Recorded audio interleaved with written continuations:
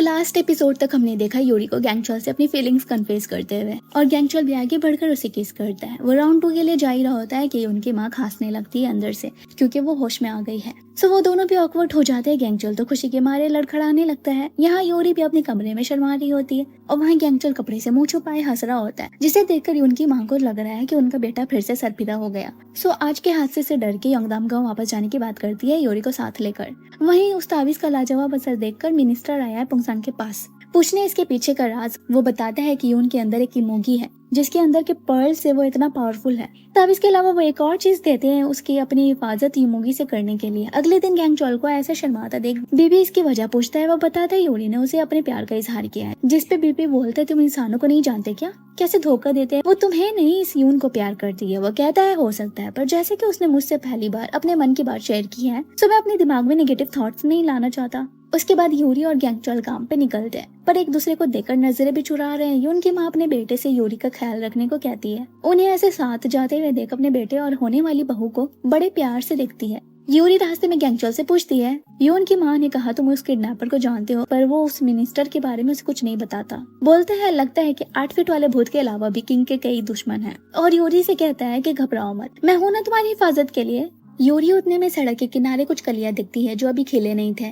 गैंगचॉल उसे अपने पावर से खिला देता है सिर्फ उसके लिए। दोनों महल पहुंचकर लाइब्रेरी में किंग का वेट कर रहे होते हैं। गैंगचॉल यूरी का हाथ पकड़ने की कोशिश करता है, लेकिन उसकी नजर यूनगाब के ब्रश पे थी। वहाँ राजा आते हैं, बताते हैं हाँ ये यून की ही ब्रश है, जिसका वो लाइब्रेरी में इस्तेमाल किया करता था। मैं उसकी शांति के लिए दुआएं भी मांग चुका हूँ। वो पूछते हैं यूरी से कि अब तुम मेरी मदद के लिए तैयार हो। वो बोलती है हाँ, क्योंकि वो मेरी दादी का भी दुश्मन है और मैं उनकी आत्मा को सुकून पहुंचाना चाहती हूँ। देन किंग गैंगचॉल से उस पे कल के हुए हमले के बारे में पूछते हैं। वो बताता है उसने उनका चेहरा नहीं देखा, कई सारे लोग थे। वहीं ऐसे ही तरह के लोगों ने यूरी पे भी वार करने की कोशिश की, तो ये किसी की चाल हो सकती है मुझे यूरी से दूर करके यूरी को नुकसान पहुंचाने की। यूरी भी किंग को बताती है कि उनके नाना ने बुलावा भेजा था, जिस पे किंग कहता है नहीं मैंने उनसे पूछा था, पर उन्होंने किसी को तुम्हें बुलाने को नहीं कहा था। मैंने ये भी चेक किया कि कल वो कहाँ थे, पर वो महल से बाहर नहीं गए।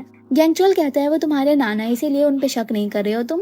वो कहता है ऐसा नहीं है, हो सकता है जानबूझकर उन पे इल्जाम लगाना चाहता हो कोई, ये जानते हुए कि वो मेरे लॉयल है। वहीं किंग के नाना ने ली हुआ नाम के लड़के को बुलाया है, जो रॉयल फैमिली से बिलोंग करने के बावजूद भी साधारण सी जिंदगी जी रहा है। अपने स्टेट एग्जाम क्लियर ना कर पाने की वजह से अपने खानदान में भी इज्जत नहीं है उसकी। वो उसे उनका काम करने के बदले उसका रुतबा और इज्जत बढ़ाने का वादा करते हैं। वहीं यूरी किंग को बता रही है 8 फीट वाला भूत कोई इविल स्पिरिट नहीं है जो ऐसे ही पाप किए जा रहा है, बल्कि उसके पीछे उसका गुस्सा छुपा है। इसीलिए उसे आफ्टर लाइफ भेजने के लिए उसके बारे में हमें जानना बहुत जरूरी है।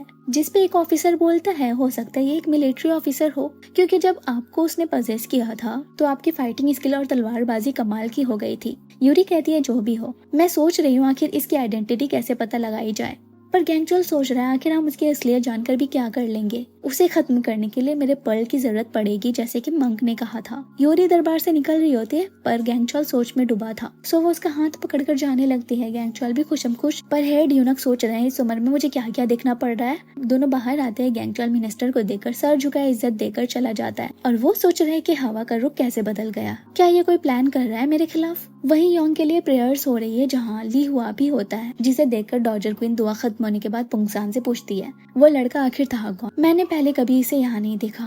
वो बताते हैं कि ये किसी रॉयल घराने का वारिस है, बिल्कुल आपके बेटे योंग की तरह। आपके बेटे की आत्मा की शांति के प्रेयर्स में शामिल होना चाहता था। ये सुनकर वो उस लड़के से मिलना चाहती है। यहाँ गैंगचॉल यूरी के कमरे में उसकी दादी का जादुई शीशा ले लेता है, जो न सिर्फ भूतों को रिफ्लेक्ट करता है बल्कि किसी भी तावीज के असर को भी खत्म कर देता है। वही मिनिस्टर अपने एक साथी से बात कर रहा है इमोगी के बारे में, कि जरूर यून कोई चाल चल रहा है, क्योंकि अब तक इसने किंग को मेरे बारे में कुछ बताया नहीं। अपने साथी को यूनगा पर नजर रखने को बोलता है। उसके वहाँ से जाते मोमबत्तियां बुझ जाती है, और आता है गैंगचॉल, जिसे देखकर मिनिस्टर पुंगसांग का दिया हुआ धूल उस पर फेंकता है, पर वो उससे खुद को बचा लेता है। मिनिस्टर उसके दिल पे फिर से तलवार से वार करता है, पर वहाँ उसने वो शीशा रखा हुआ था, जिसे वो बाहर निकालकर उस तावीज का असर को खत्म कर देता है, और उसे अपने पावर से बेहोश और उसके रूह को बीबी का खुराक बना देता है। अगले दिन किंग को खबर मिलती है मिनिस्टर की मौत की। ये जानकर किंग के नाना को बड़ी हैरानी होती है। हेड यूनक किंग को बताते हैं अफवाह है कि इमोगी ऐसे लोगों की सोल को खाता है, जिस वजह से कई लोगों ने अंधे शमन से तावीजें भी लिखवाई है। किंग सोच रहा है क्या इसके पीछे गैंगचॉल का हाथ है। रास्ते में वो अपने नाना से कहता है जिस आदमी ने 13 साल पहले बगावत की, उसे मैं खुद सजा देने के बारे में सोच रहा था, लेकिन वो ऐसे मर गया। पर फिर भी मैं चाहता हूँ आप उसकी फ्यूनरल सही से करा दें। डोवाजर क्वीन के चैम्बर के पास होते हैं। उतने में अंदर से ली हुआ को निकलता देख उससे उसकी पहचान और यहाँ आने की वजह पूछता है। वो बताता है वो होपियोंग खानदान की 5वीं पीढ़ी है और योंगजोंग का छोटा भाई। और डोवाजर क्वीन के कहने पे यहाँ आया था। यहाँ यून के घर पे चावल खत्म हो गया था। यूरी अपने पैसे से लाने को बोलती है तो यून की माँ मना करते हुए बताती है कि आज यून को तनख्वाह मिला होगा, उसके पैसे से ये सब आ जाएगा। लेकिन यहाँ गैंगचल पैसे लेकर बाजार आया है पम्पकिन टॉफी खरीदने, पर उसकी नजर जब खूबसूरत जूतों पे पड़ती है तो वो यूरी के लिए ले लेता है और यून की माँ के लिए हेयर पिन भी, जिससे उसके पास ज्यादा पैसे नहीं बचते, सिर्फ 5 ही टॉफी खरीद पाता है अपने लिए। वहीं उसकी नजर मंग गासियप पे पड़ती है जिसके मास्टर भागा भागी कर रहे हैं। वो मंग गैंगचल को भी देख लेता है, उसके पीछे पीछे भागते हैं और वो उनसे पीछा छुड़ाते हुए भागता है पर किसी तरह पकड़ा जाता है। वो यून के घर उसके साथ आते हैं जो कब से कैपिटल आने के बाद उसी के घर को तलाश कर रहे थे रहने के लिए। यून की माँ जो इस गलत फहमी में है कि उनके बेटे के पैसे से घर चल जाएगा और 2 लोगों के आ जाने पे भी कुछ मसला नहीं होगा। जब वो देखती है कि उनके बेटे ने सारे पैसे जूते और हेयरपिन पे खर्च कर दिए तो उसे बहुत मारती है। इतनी शोर और हंगामे को खत्म करने के लिए मंग क्यूरी का भूत भगाव पत्थर जो एपिसोड 1 में पानी में गिर गया था दिखाते हैं, जो उन्हें बाजार में एक मछली के पेट से मिला था जिससे शायद से निगल लिया होगा। यूरी मंग से अकेले में पूछती है क्या उन्हें भी उसकी दादी की मौत की सच्चाई पता थी। वो कहते हैं हाँ मैं जानता था, सबसे पहले मुझे ही कहा गया था उस स्पिरिट को भगाने के लिए, पर मैं उस वक्त ज्यादा पावरफुल नहीं था, इसीलिए न्योबद्योग को साथ ले गया।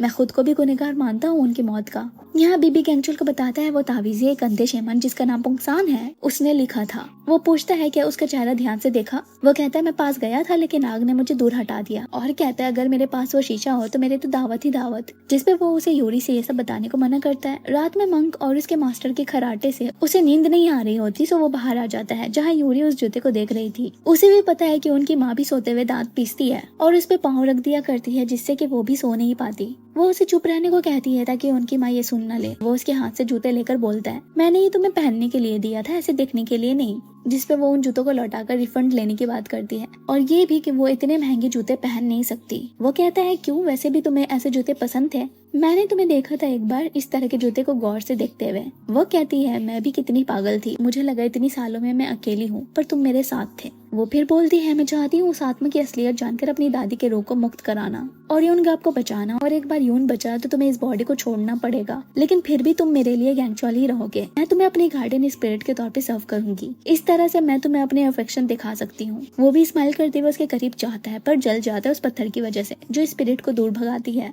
जिस पे यूरी कहती है कहो तो कुछ वक्त के लिए इसे दूर रख दूं। वो मजाक में कहता है क्यों दूर रख कर क्या करना है। वो मारते हुए बोलती है करना तो तुम्हें था ना। अगले दिन यूरी डॉजर क्वीन के चेम्बर से अंधे शेमन को निकलते हुए देखकर सोचती है क्या यही अगूजी हो सकते हैं। वो उनके पास आती है, थोड़ा बात करती है लेकिन उसे ये मामूली सा शेमन ही लगता है, पर जब उनके कपड़े में और उसके नौकर के नाखूनों पे काले निशान देखती है तो समझ जाती है कि ये वही है। ये बात किंग को बताने जा रही होती है पर वो उसे अपने नौकर की मदद से उठवा लेते हैं। वहीं हेड यूनक किंग को पिछले 13 साल से रॉयल रिलेटिव्स में कौन कौन गुजर गया उसकी लिस्ट ला कर देता है, जिसे देख वो सोच में पड़ जाते हैं। वहाँ मौजूद गैंगचॉल जिसे ये मामूली सी कागज लग रही है उसे कहता है ये मेरे उन रिश्तेदारों की लिस्ट है जो अचानक से मर गए, पर मैंने कल अपने दूर के रिश्तेदार ली हुआ को देखा जो जिंदा है, यानी ये हर रॉयल ब्लड को यूं ही नहीं मार रहा। उतने में एक यूनक जिसे यूरी को कारखाने से लाने को भेजा गया था बताता है कि वो वहाँ पे नहीं है। किंग पूछता है क्या कुछ गड़बड़ दिखा कहीं पे भी या डॉजर क्वीन के चैम्बर के आसपास। वो कहते हैं हाँ, उनके चैम्बर से अंधे शेमन की चैंटिंग की आवाज आ रही थी। यहाँ पुंगसांग का नौकर यूरी को उनके ठिकाने ले जाता है पर यूरी अपने पीछे क्रिस्टल गिरा देती है ताकि गैंगचॉल उस तक पहुँच पाए। ये खबर मिलते है गैंगचॉल ऑफिसर सीओ के साथ यूरी की तलाश में निकल जाता है। उतने में उसकी नजर क्रिस्टल पे पड़ती है जो यूरी चश्मा बनाने में इस्तेमाल करती है। वो लोग उस रास्ते जाते हैं, वहीं खुद किंग आया है डॉजर क्वीन के चैम्बर और अंधे बाबा से कहता है आपने हमारी डॉजर क्वीन की बेटी की शांति के लिए कई सारे प्रेयर्स किए हैं तो मैं आपका शुक्रिया अदा करना चाहता हूँ। वैसे आप यहाँ अकेले कैसे हैं, आपको किसी की सहारे की तो जरूरत पड़ी ही होगी। जिस पे डॉजर क्वीन कहती है ये कोई मामूली इंसान नहीं है, इनके लिए यहाँ तक आना बहुत ही आसान बात है। वहीं गैंगचॉल आ पहुंचा पुंगसांग के ठिकाने पे सियो के साथ, जहाँ वो उसके नौकर से पूछता है यूरी के बारे में, पर वो ऐसा दिखाता है जैसे वो बेकसूर है। सियो गैंगचॉल से कहता है पिछली बार मैं यहाँ आया तो कोई ऐसी जगह नहीं थी जहाँ पे किसी को छुपाया जा सके। उधर में पुंगसान भी आ जाता है। जाते हुए गैंगचॉल देखता है एक पेंटिंग, तलवार से उस पे वार करता है तो वो कपड़ा निकलता है और अंदर खुफिया जगह जहाँ पे आग ही आग जल रही थी उस अंधे शेमन से यूरी के बारे में फिर से पूछता है, लेकिन उतने में वो भूत पुंगसान के अंदर आ जाती है। वो गैंगचॉल के गले को दबाने लगता है। वो नौकर भाग जाता है ये सब देखकर। गैंगचॉल सियो को किंग को ये सब बताने को कहता है। उसके जाने के बाद वो आत्मा कहता है आखिर तुम मेरे पीछे क्यों पड़े हो, मैं तुम्हारा दुश्मन नहीं हूँ। मैं 100 साल पहले पैदा हुआ, मैंने देखा था तुम्हें आसमान से जमीन पे गिरता हुआ। मैं नहीं बल्कि वो रॉयल फैमिली है तुम्हारी दुश्मन।